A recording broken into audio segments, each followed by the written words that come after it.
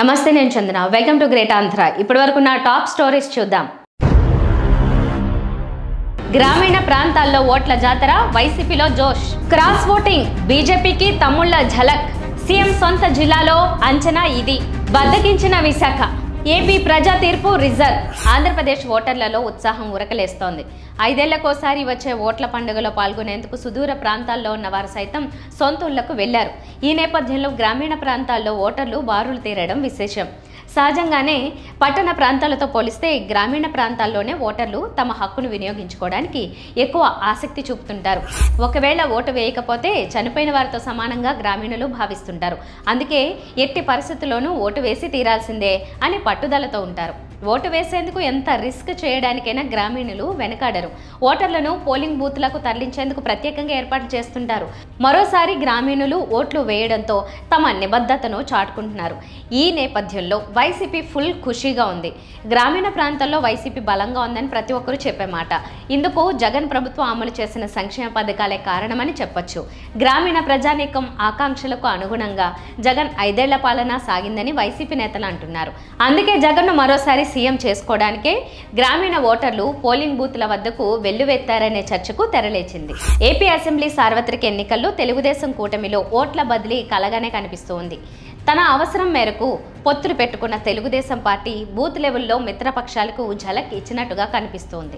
ప్రత్యేకించి బీజేపీ అభ్యర్థులకు Telugu Desam mark treatment జరిగినట్టుగా భోగట్ట.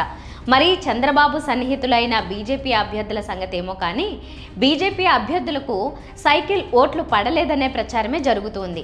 కొన్ని చోట్ల అయితే వైఎస్ఆర్ కాంగ్రెస్ పార్టీ గెలిచినా పర్వాలేదు, బీజేపీ అభ్యర్థులకు ఓటేసేది లేదనే రీతిన క్రాస్ ఓటింగ్ జరిగినట్టుగా తెలుస్తోంది.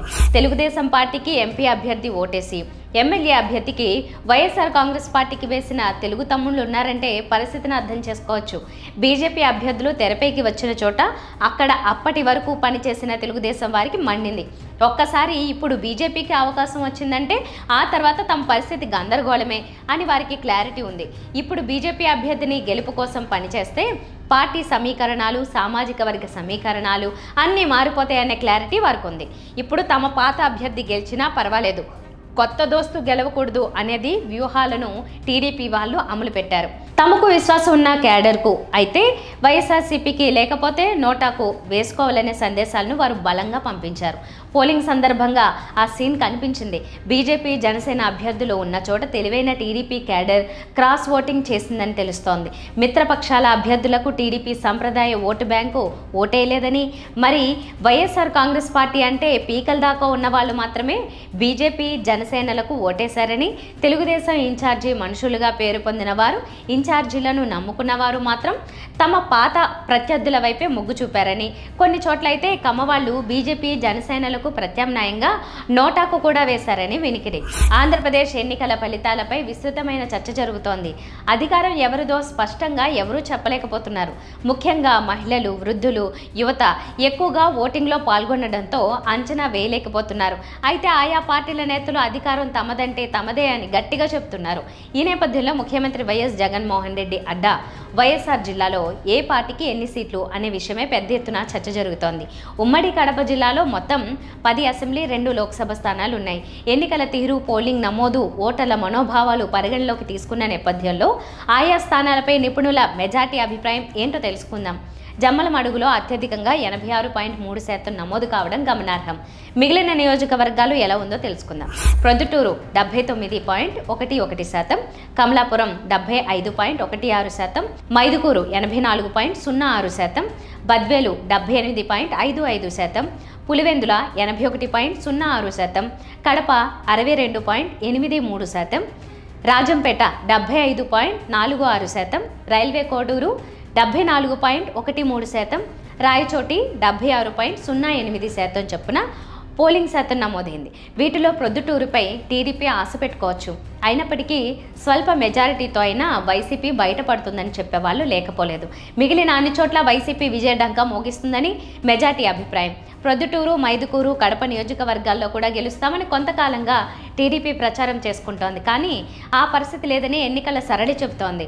మైదుకూరులో ఎన్నికల ముందు రోజు వరకు పుట్టా సుధాకర్ యాదవ్ గెలుస్తారని ప్రచారం జరుగుతోంది. తీరా ఎన్నికల ఫలితం మాత్రం రఘురామిరెడ్డికి అనుకూలంగా ఉంటూ వస్తోంది.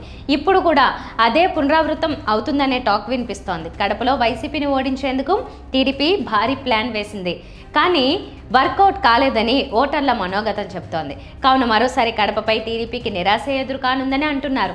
ఇక రాజంపేట, కడప ఎంపీ స్థానాల్లో వైసీపీ గెలవనుందని విశ్లేషకుల మాట. విశాఖ సిటీ ఎప్పుడూ పోలింగ్కి వెళ్ళడానికి అంత ఉత్సాహం చూపించదు. అది మరోసారి రుజువు అయిందని అంటున్నారు. 2019 ఎన్నికల్లో విశాఖ సిటీలో 63% మాత్రమే పోలింగ్ నమోదైంది. అది ఈసారి ఇంకా తగ్గినట్లుగా పోలింగ్ సరళిని బట్టి చూస్తే అర్థమవుతోంది. ఈసారి కూడా చూస్తే 57.42% ఓటింగ్ జరిగినట్లుగా తెలుస్తోంది. అంటే గతసారి కంటే తక్కువ అనే అంటున్నారు.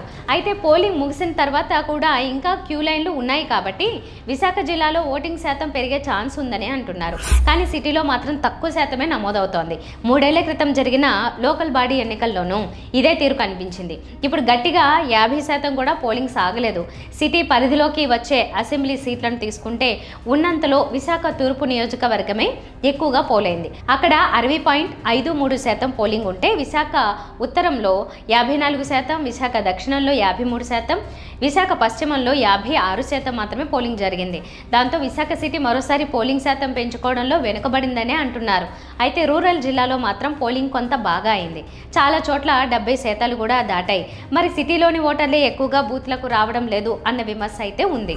ఏపీలో ప్రజా తీర్పు రిజర్వ్లో ఉంది.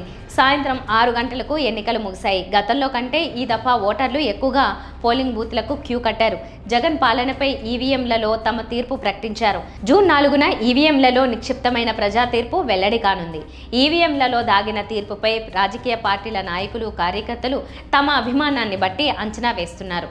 ఏపీలో ఓటింగ్కు వెల్లువెత్తడం చూస్తే ప్రభుత్వ వ్యతిరేకతను ప్రతిబింబిస్తోందని చెప్పేవాళ్ళు లేకపోలేదు.